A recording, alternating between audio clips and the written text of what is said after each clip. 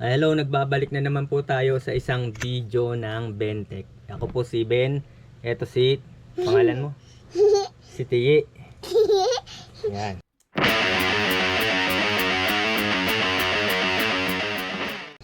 So, magbibigay lang po ako ng tips, no. Nagprint ako ng DTF. So, ito napansin ko nung nagprint ako. Ito babala lang po sa ayun, yung medyo magpiprint pa lang ng bago sa DTF o kaya makikiprint kayo o magpiprint kayo ng DTF. Ito sa layout, iwasan yung mag design ng transparent tulad nito. Ito mapapansin nyo sa screen. Ito i-zoom natin zoom natin. Merong shadow tong text, no. Lagyan natin ng color yung background. Yan. So may shadow siya. Yan yung design niya. May shadow, no. Ayan. So ang ano dito, naka-transparent siya. Yan yung pinaka nagkaroon ng problema. Transparent. Yan. Yan, nakikita nyo dito, transparent yung kanyang transparent yung kanyang layout. Nung na-press na, doon na lumbas yung problema. Tingnan natin, no. Ito yung naging problema niya, no. Nakapag-print, madami pa naman ako ipiprint. So ang nangyari, kasi 1 meter to, baka ito hindi ko na to magamit. Yan, no. So dito pa lang sa DTF mismo, lagyan natin ng kasi white yung design, kaya ang hirap din agad makita.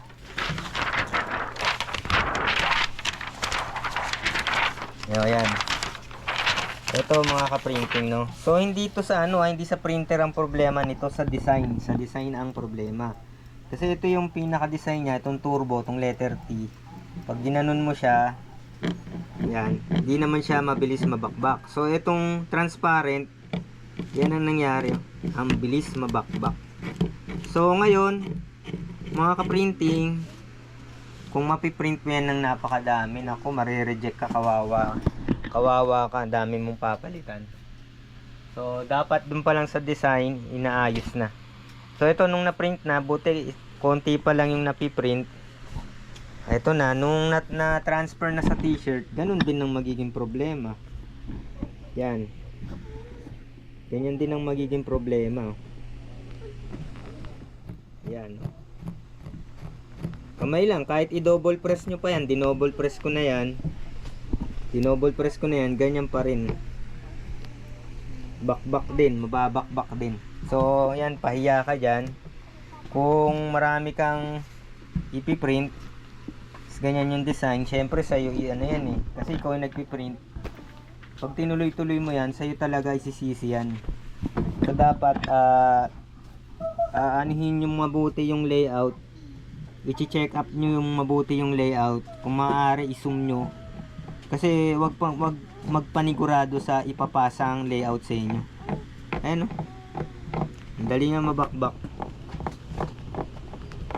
yung yan, dali siyang mabakbak. So kung bibenta niya yan, may bibili ba niyan? Ito yung pinaka yan, di naman siya nababakbak. So ang problema nito wala sa printer, no, wala sa DTF printer, nasa design, nasa layout. Yan, so iwasan nyo mag layout ng transparent. Yun yung maipapayo ko sa inyo, mga ka-printing. At kung hindi, marami tayong papalitan na na t-shirt kung sakaling idire-diretso nyo yan. Kasi doon pa lang sa i-check up nyo na, no.